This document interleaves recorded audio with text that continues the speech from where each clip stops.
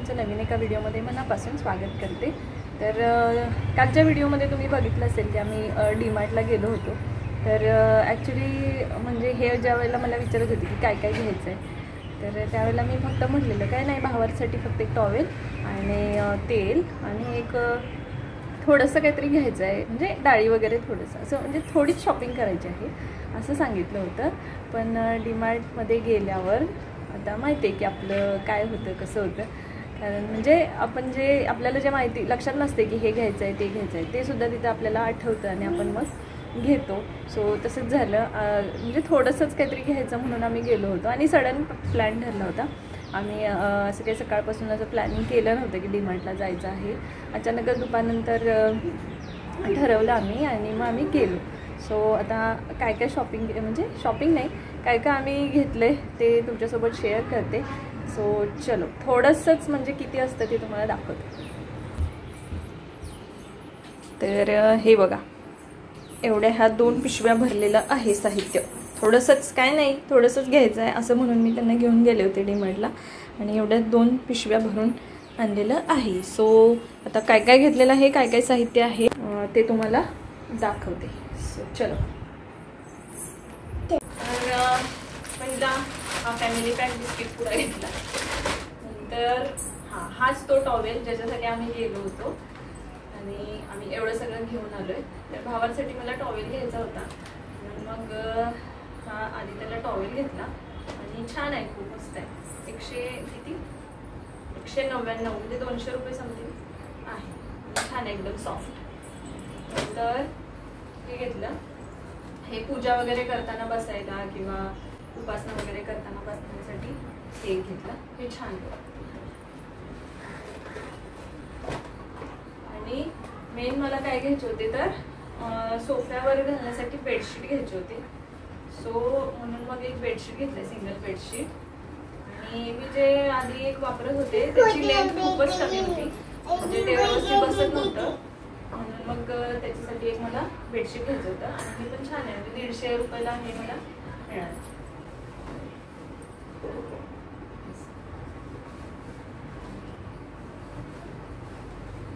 आणि काय होतं माहितीये, बेडशीट म्हणा, पिलो कवर, हे जेव्हा बघतो आपण तिथे खूप व्हरायटी असते, त्याच्यामुळे कुठलं घेऊ, हे घेऊ का ते घेऊ असं होतं, त्याच्यामुळे मग त्याच्यात खूप वेळ जातो।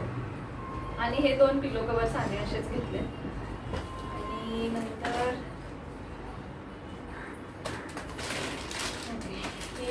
हे झालं कपड्यांचं, हे एवढे बाजूला ठेवून देते।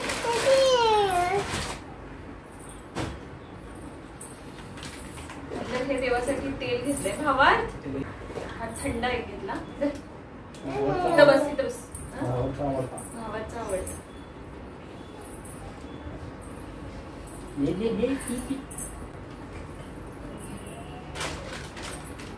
देवासाठी तेल घेतलं की बॅडगी मिरचीचं एक पॅकेट घेतलंय। नंतर तेलाच्या 2 पिशव्या, आता दिवाळीमध्ये आम्ही तेल आणलं होतं, कॅन आणलं होते। सो ते त्याच्यात बऱ्यापैकी तेल आहे, म्हणून मग मी आता पुढच्या फक्त 2 थैल्या घेतल्या। पितांबरी घेतली आहे पॅकेट, नंतर चहा पावडर आणि गुड नाईटचे हे 2 फक्त लिक्विड घेतले। नंतर ही टूथपेस्ट घेतली, परत हे इयरबड्स आणि लाल काश्मीरी पावडर,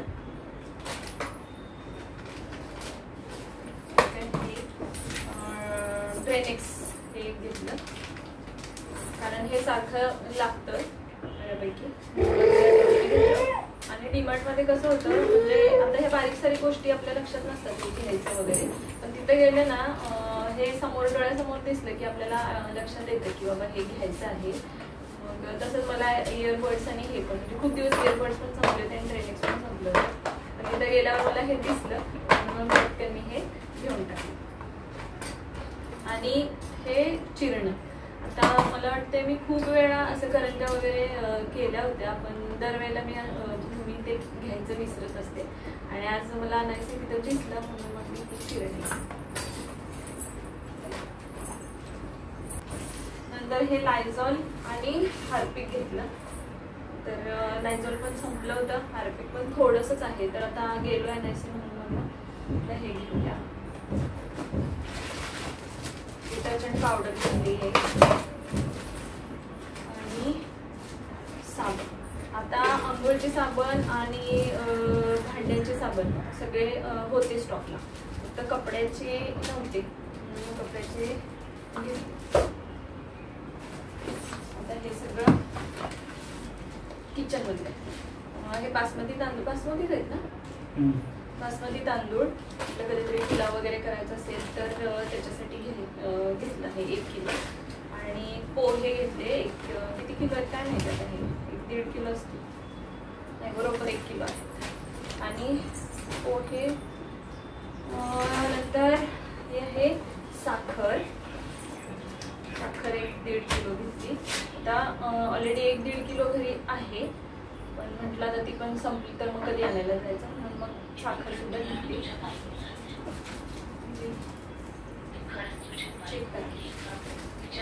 नंतर हे घेतले मिठाच्या 2 पिशव्या घेतल्या.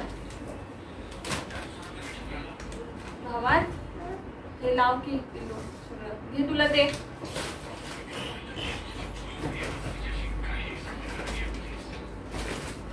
मसाल्यामध्ये बऱ्यापैकी घरी होते, मसाले तमालपत्र, मोहरी, जिरे, तीळ हे संपले होते, मग ते सुद्धा मला घ्यायचे होते. तर तमालपत्र घेतलं हे. आणि तूर डाळ घेतली 1 किलो. 1 नाही, 1 पेक्षा कमीच आहे, नाही 1 किलोच आहे. आणि घेतलाय हा रवा. रवा 1 किलो घेतला. आता रवा, मैदा आणि पोहे ह्याचे रेट आधीमध्ये आम्ही झेप्टोवरून वगैरे मागवतो किंवा लोकल शॉपमधून पण घेतो. तर रेटमध्ये खूपच डिफरन्स आहे. डीमार्टमध्ये बऱ्यापैकी स्वस्तात भेटतं असं वाटतं मला. आणि हा आहे शेव चिवडा.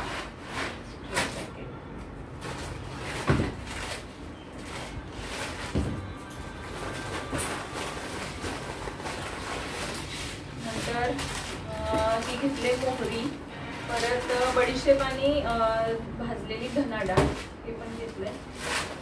खूप दिवस झाले बडीशेप घ्यायचं म्हणतोय आम्ही, आणि आमच्या आठवणीतच राहले, लक्षातच राहले ते.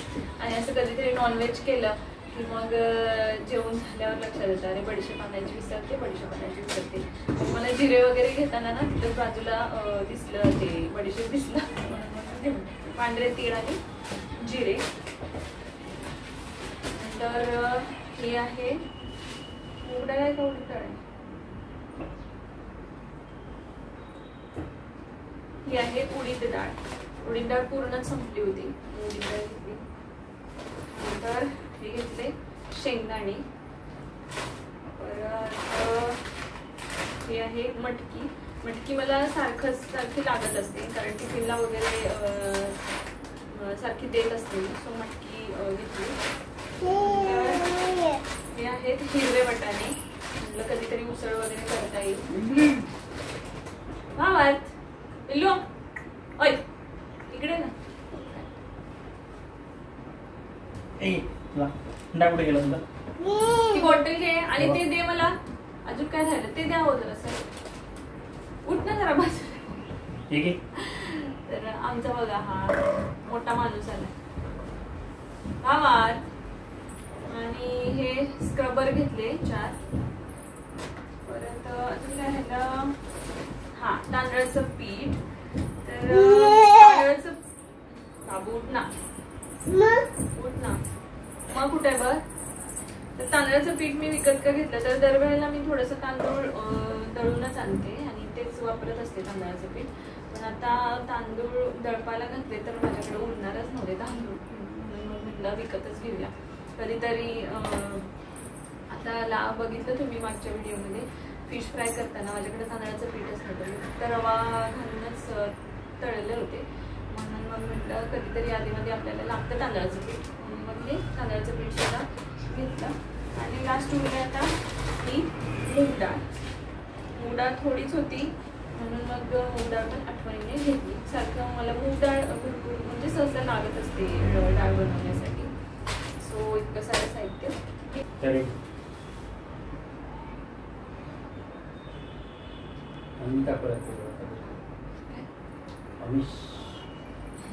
आतमध्ये काय ठेवले का आपण? का पापडचे पॅकेट.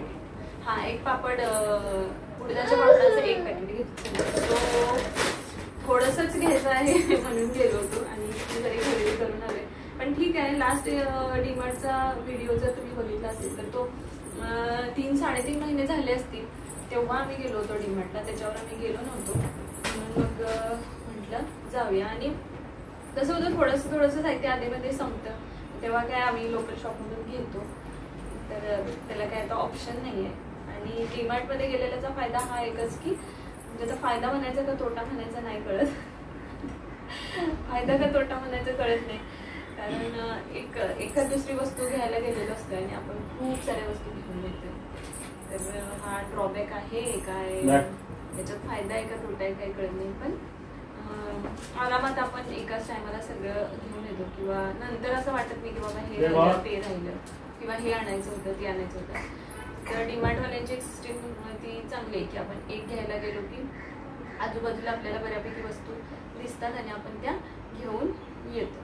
सो बिल जास्त होतं ती गोष्ट वेगळी. तर ती सारी खरेदी केलेली आहे. आणि ह्याच्यात मला काही वायफळ असं वाटत नाही, कारण आपल्याला जे लागणारं साहित्य आहे तेच आपण घेतोय. किंवा असं नाही की बाबा घरांसाठी आपण वाळलं सगळं, किंवा काय म्हणतो ते बिस्किटच घेतले, किंवा सॉस म्हणा किंवा जाम हे ते, म्हणजे जे वाळलं काही आहे तेच घेतोय असं नाही. आपण जे किचनसाठी लागणार आहे किंवा जेवणासाठी जे लागणार आहे तेच घेतो. सो ह्याच्यात काय एवढं वायफळ खर्च होत नाही. सो अशा प्रकारे ही सगळी डीमार्टची खरेदी होती.